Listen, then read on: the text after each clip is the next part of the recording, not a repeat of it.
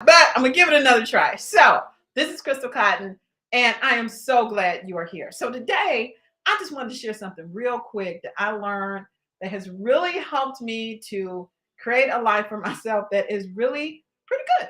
And it can do the same thing for you. And that is to follow your bliss. And I know it sounds like one of them stupid little woo-woo things that people say to do. But the reality is that when you don't follow your bliss, then you make things take longer than they really need to take. So what I'm going to share today are three things that I learned about following my bliss that will help you to have a happier life. So the first thing that I learned is that, contrary to popular belief, you're really not here to suffer. Okay? You are here as an eternal spiritual being, and I know that's woo-woo, but you're here as a spirit being to have a experience of fun and to live a life of discovery that you can enjoy, right? So if you are in a state where you are always um I'm just gonna say complaining, or you're always depressed, or you're always not happy, and you're always not happy about somebody else's business, and you're in that kind of mode, it's impossible for you to receive the things that you're supposed to receive. It's impossible. So what do? You have to follow your bliss. And when I say that, it's a little bit more than just like, oh, walk around being happy. Oh, I'm so happy. No, it's about saying, what using your bliss as a guide. Okay, so what am I talking about? What you talking about, Crystal? So what I'm talking about here is being able to see and connect with how you feel about things, so you can determine whether or not you're connected with your higher energy in terms of that being the path that you're supposed to be on.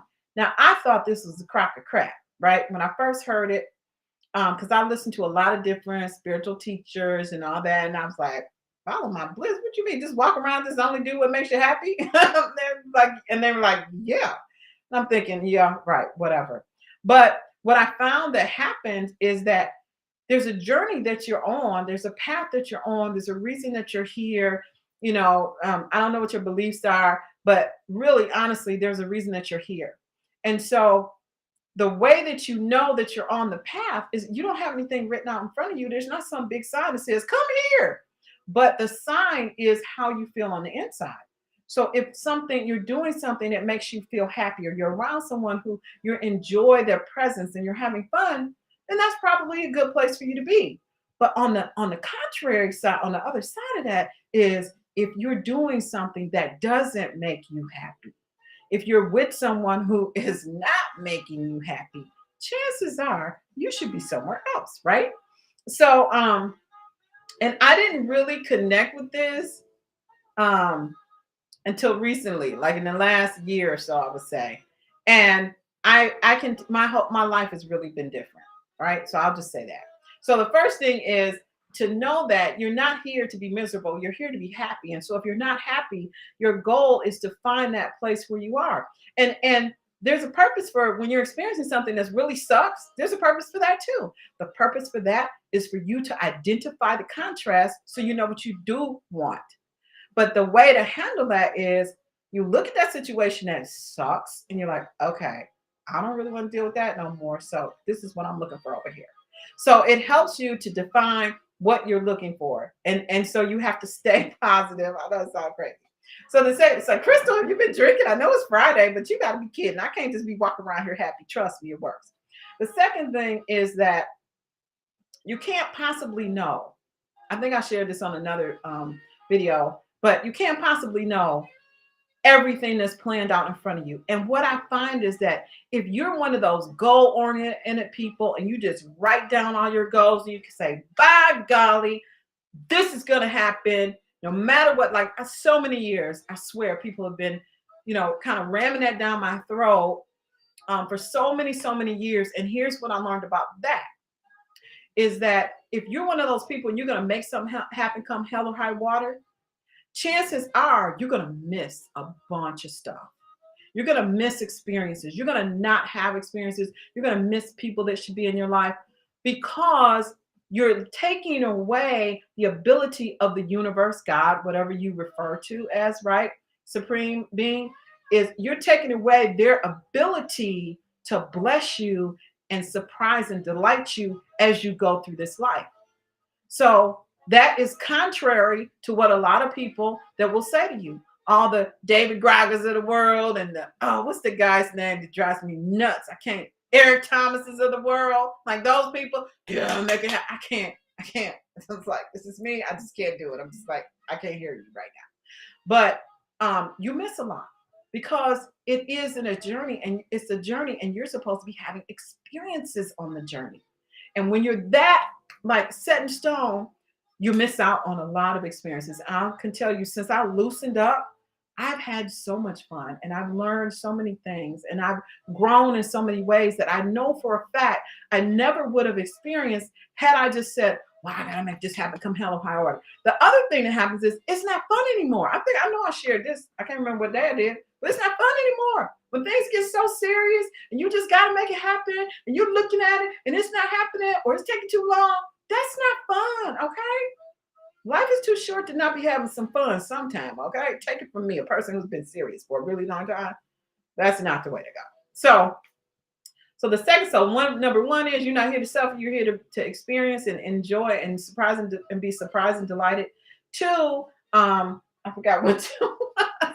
Two is you got to enjoy the journey and don't be so stuck on the goal. So you can be like, Crystal, well, how am I supposed to achieve anything if I'm just walking around here happy and I don't, set my goals? I'm not saying don't make goals. I'm saying the goals have to come from a position of when you're in the receiving mode and you can be and you're happy, then you can create and see the goals in a different light. It's not a goal where you're going, oh, I got to do this. It's a goal where you're saying, wow, I get to do this. I'm so excited when this happens.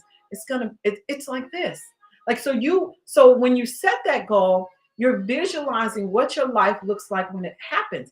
There's a whole different energetic component when you're looking at your goal from position of how you're going to feel and what it's going to be like when you reach the goal versus just being in kind of that drive mode to say, I got to get this thing done. And that's the secret that has been missing in so many of the different, personal development, all these other things that I've spent tons of money on and been involved in over the years, is that stuff is only driven by the connection, the emotional connection, the spiritual connection. And I'm sorry, a goal poster is not going to do it by itself. Writing your goals down every day will help you because it will help you to line up with your higher self. But that in and of itself is not going to do it. It's the slow route. The speedy route is to connect within with yourself and then feel the feeling of actually living and being in the moment of the thing that you're seeking to get. It's not the car you want, it's the drive down. I don't know what a street is, Rodeo Drive, with the wind in your hair and the music, your favorite song and the music, your favorite person in the passenger seat or in the driver's seat, and just the sun, the warmth of the sun hitting you on the face. I mean, that's where you need to be when you're talking about goals. So the second thing, and then the third thing, what was the third thing? I can't remember. It's Friday, okay? And the third thing is just to see other people as, how do I put this? One of the things that has really helped me, because I love people. I love all people, even cranky people. And the one thing that has really helped me to understand people and to love them is to look at people the way their higher self, or for you might say, look at people and see them the way God sees them. See them the way higher self sees them. Because the reality is we're all here as spiritual beings living a temporary human experience. And when you see people as perfect, when you see them not for what they're in today, but who they're becoming, then it's so easy to love people. If you see a bum on the street that's begging you for money, you can be like, wow, look at that eternal spiritual being. I wonder how they got to this point. Let me help them. Maybe they came here. Maybe the experience they wanted to have was to be a homeless person. Maybe they're like a billionaire and they just be like, yeah, I'm going to go down to earth and I just want to be a homeless person. Accept them as where they are and love them as the being that they are and see their potential, not the potential you think they should have, but the potential for where they are and how they feel about where they're at, right? Because some people, I can tell you right now, I'm gonna tell you this short story, then I'm gonna get out of here. But I was downtown and I was at a coffee shop. I can't remember the name of it. And this guy came in. You could tell he was kind of like the homeless person, right? Or he looked like it to me anyway. So he came in and he was like, "Can you buy me a cup of coffee? Can you buy me a cup of coffee?" And the lady behind the counter, they just gave him a cup of coffee. And he was like, "Ma'am, can you buy me a piece of cake?" And I looked at him and I said, "Not today, sir." And he just smiled at me like he knew that I knew that he was all right. It was like a connection we made. So then later after that, I went over next because most people, homeless people, you're like, oh, get away from me. I went over to him because I had to get my little straw, whatever it was.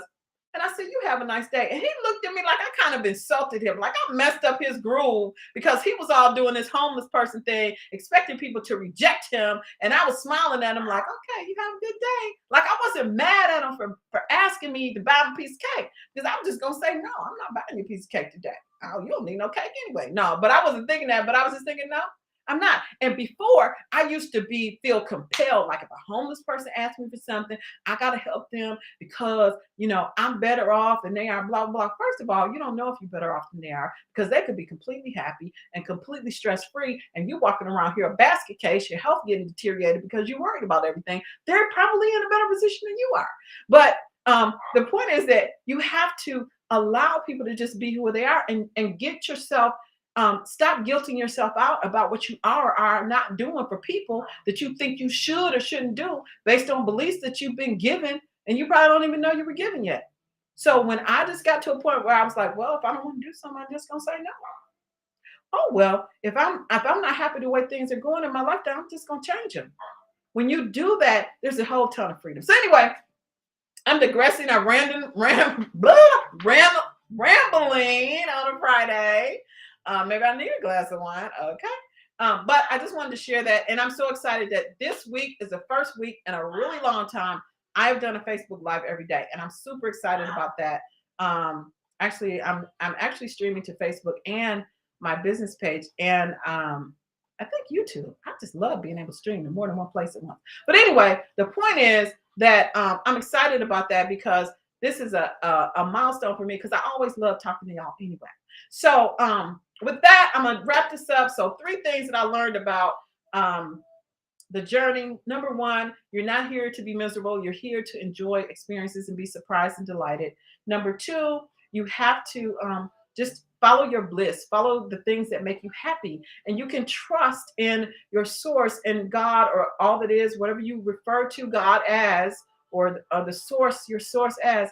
You have to trust that your source wants only the best for you and wants you to be happy and to be loved and to experience a great life, and trust that. And the way you trust that is you follow your bliss and you do the things that make you happy, knowing that at the end of the day, those are the things that are going to put you on the path to your ultimate happiness. Okay. And then third is don't judge people, just accept them as they are and see them as source sees them, see them as God sees them, and don't judge them. Just enjoy them and be true to yourself by not allowing old beliefs or things that you don't want to do. Don't allow them to guilt you out. You don't have to save the world.